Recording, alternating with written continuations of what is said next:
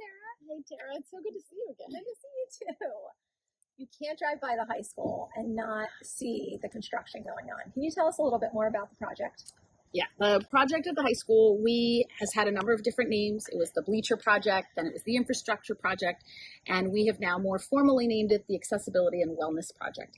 And generally, it is a renovation and updating to all the infrastructure on the back half of our campus in order to ensure that we're compliant with the Americans with Disabilities Act, but also to ensure that we meet code and that our property is safe and up to date. Some parts of the building and the campus back there are much older than you and I. Has the public been involved and exposed to the plans for this project? Yeah. So this project began informally when a concern was raised about the bleachers. The home bleachers at the high school sit and hold up a retaining wall to the pool.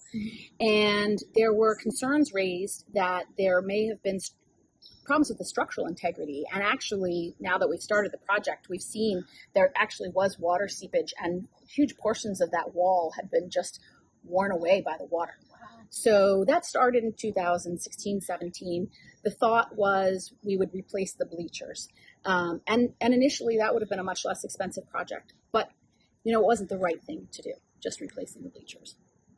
What kind of role have you played in this project, and what does it mean to you?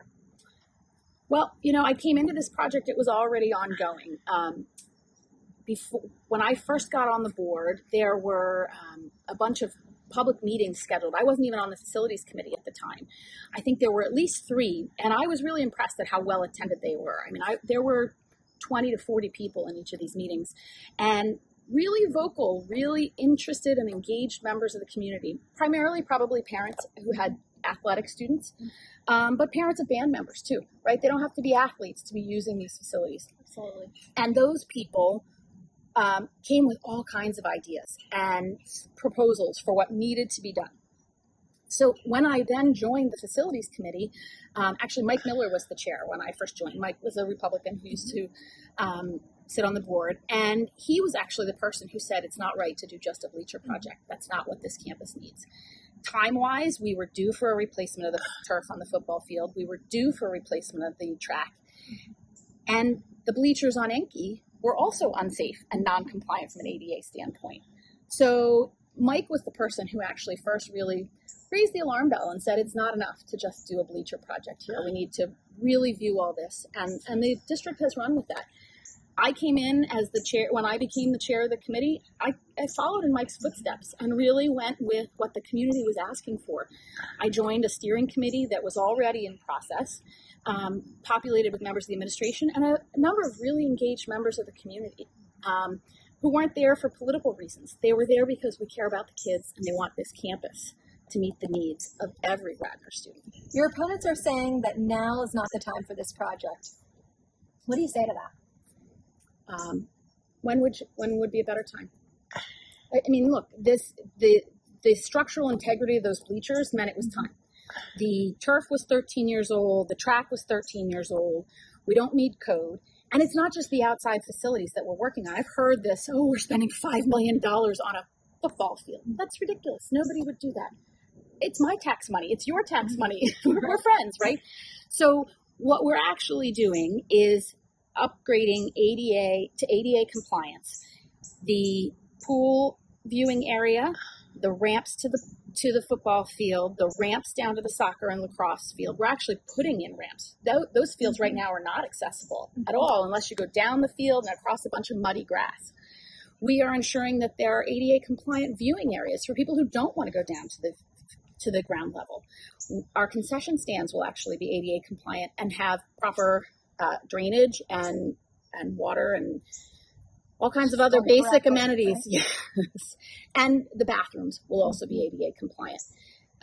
Not just outside in the field house, but the bathrooms in the back half of the campus right now in that athletic area were not ADA compliant. So this isn't just about, it's not a glory project. It's a basic infrastructure update, right? Anybody who has used the pool, we have a huge aquatic community in Radnor, they will tell you that it's not safe anymore. The pool areas, years, right? It's been 55 years. Wow. And it needs to be redone. We're not putting in a huge fancy new pool. Anyone who thinks it's all going to be new and grand, should really manage their expectations. We've tried to be really, really responsible here. And, back to your question about why now. Gosh, because when COVID is finally gone and we're not wearing masks and the kids are all playing on those fields, what a celebration that will be. I had the first glimpse of that.